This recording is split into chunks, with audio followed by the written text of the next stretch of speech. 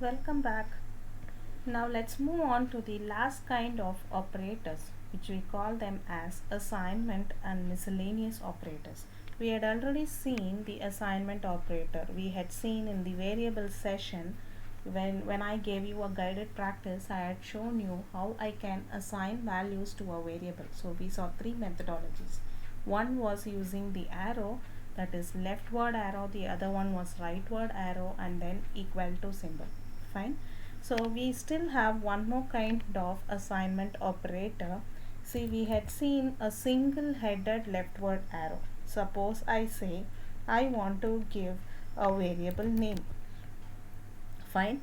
And I say single leftward arrow. So this is what we saw previously. So there is another assignment which I call it as double headed arrow. So I can give it like this. So this is allow. Suppose I want it to be the left word, so to be right word. So in right word also you can have this double headed arrow. Let's try printing it. So it is already created, otherwise it would have thrown error. See, it is now created. Okay, so this double headed arrow assignment is allowed. Instead of a single headed arrow, you can use double headed arrow also for assigning values to the variables. Okay, apart from this you have the other miscellaneous operator.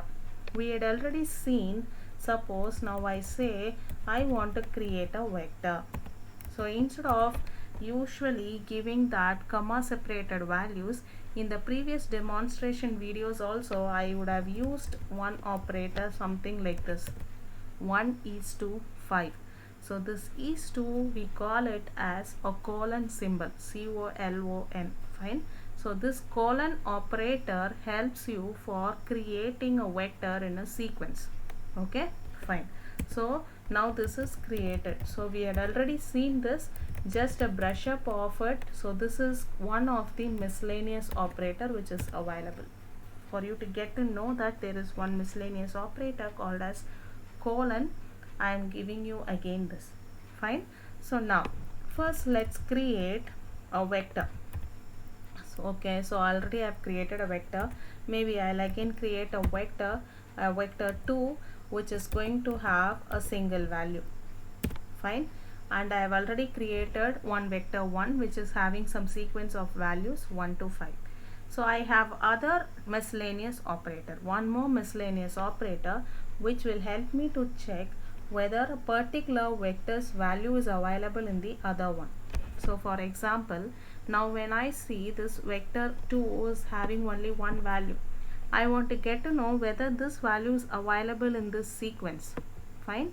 In that case, I have one miscellaneous operator which could check out that. Fine. So what is that? Now I say vector 2 because it is a single value and I can use one percentage symbol followed by in and the other percentage symbol to end it, and I say vector 1. See, you are getting the output as true. What does this mean? It says that vector 2's value is available in the sequence in this. Fine. Since it is just a single value, one true value is displaying. Suppose I say I have another vector here. Now I say 2 comma 3 comma 4. Okay, or I say 40. Let's see. Now I say again print. So instead of vector 2, I am giving it as vector 3. Now you see, it is giving you true, true, false. So what does it mean?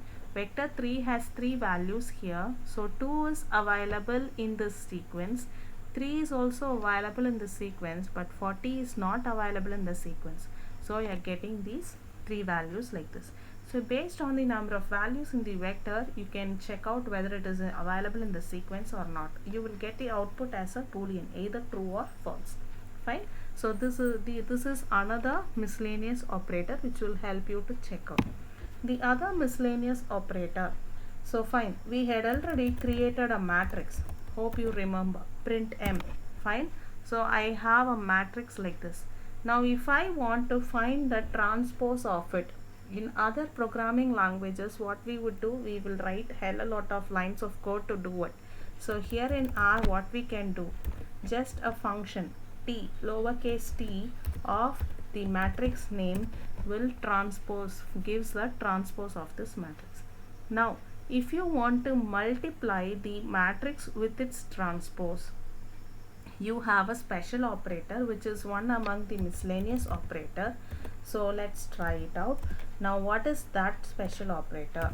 So I have a percentage symbol followed by asterisk followed by the percentage symbol, and I can directly give the transpose of matrix.